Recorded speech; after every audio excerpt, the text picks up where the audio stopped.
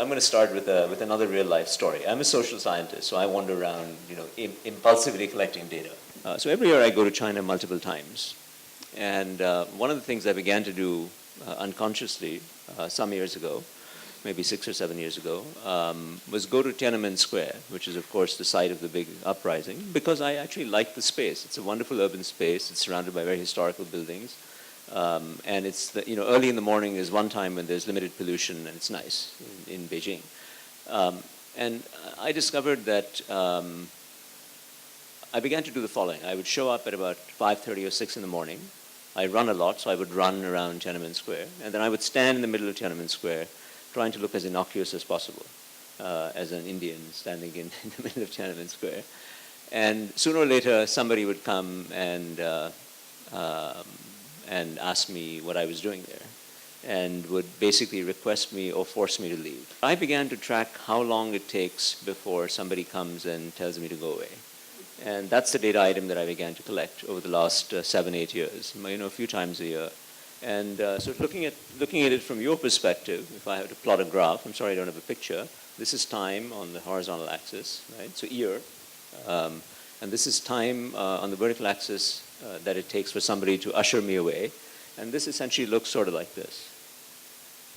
It just is what a social scientist would say, a monotonically decreasing graph, right? Just kind of goes down like this over time. And I say this because in a strange sense, while economic liberalization has been going on in China, political deliberalization has been going on simultaneously. And there's certain classes of information who access to which is multiplying and becoming easier and easier with search engines. You hear about Baidu and so on and so forth. But on the other hand, you also hear about the Google problems in China lately, and you hear about other kinds of information that are becoming even more compromised and more secret. What constitutes a state secret is becoming even more ambiguous, right? And everybody knows that if you want to enforce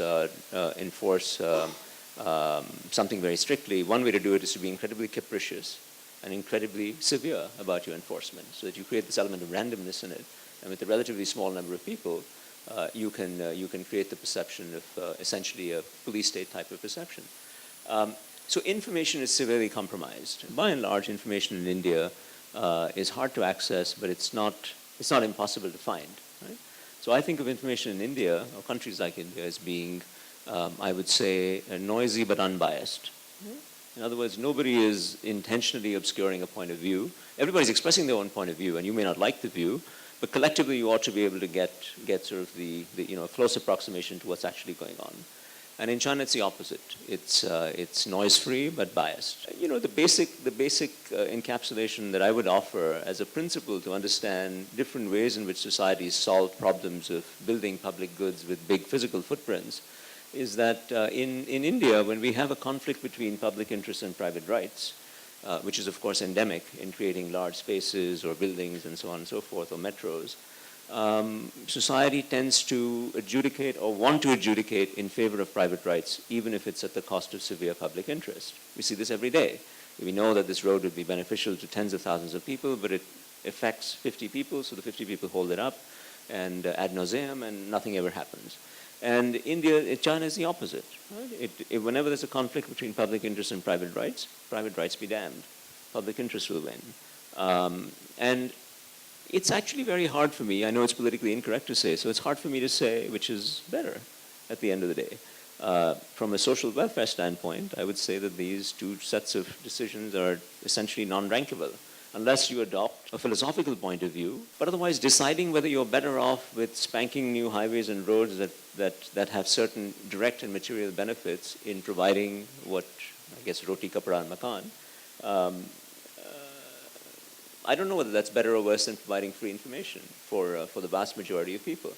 But backing up for a second, these are two emerging markets, two of arguably the most interesting emerging markets today to most of the world, that have made radically different choices about which institutional voids they wish to see filled or wish not to see filled.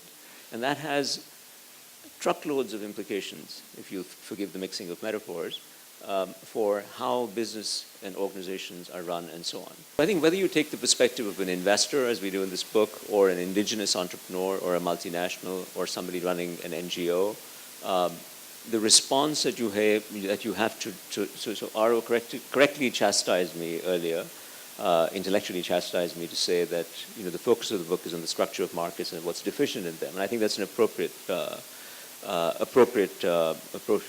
cautionary comment.